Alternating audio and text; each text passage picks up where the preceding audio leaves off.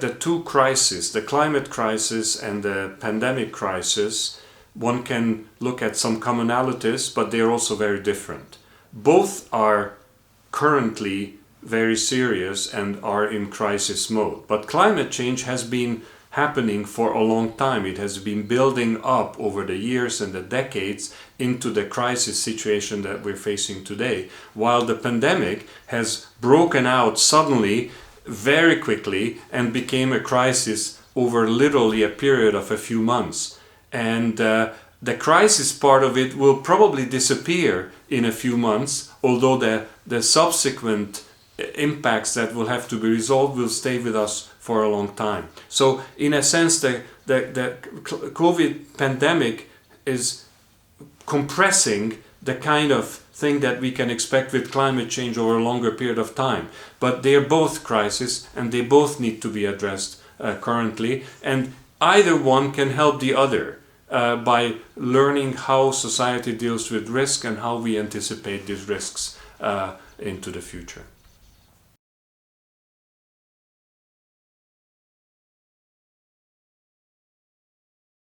The pandemic crisis is in fact about different risks and how we manage those different risks. It's about health risks, it's about economic, financial risks, it's also about human well-being, psychological issues when people are closed up for a long time. So it's a combination of those risks that society has to manage. It's not easy to do that, and if governments and if societies can learn from the pandemic crisis to better manage these risks, it is very likely that we will be able to better manage other risks, such as climate change, which is also a combination of different kinds of risks that we have to manage. The whole idea of anticipating future risks, such as pandemics or the impacts of climate change, which are not so future anymore, but also beginning to be increasingly current, is to anticipate what those potential impacts are, what those potential risks are, and build up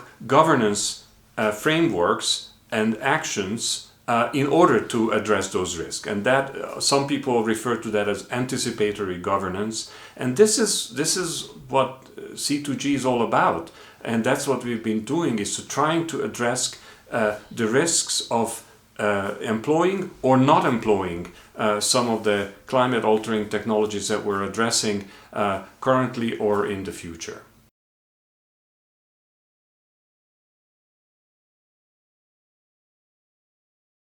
What I think would be interesting to see is to what extent the pandemic is helping us to address and anticipate future crises and future impacts, and therefore understand better that the carbon that is accumulating in the atmosphere is increasingly going to cause us problems currently and more so in the future, and therefore maybe make it more acceptable for society to spend time, resources on removing the carbon and thereby cleaning up the atmosphere from the excess carbon that we already have in there. So it may help. Let's see. But maybe that's something we can also try to accelerate and try to learn proactively from what's happening today.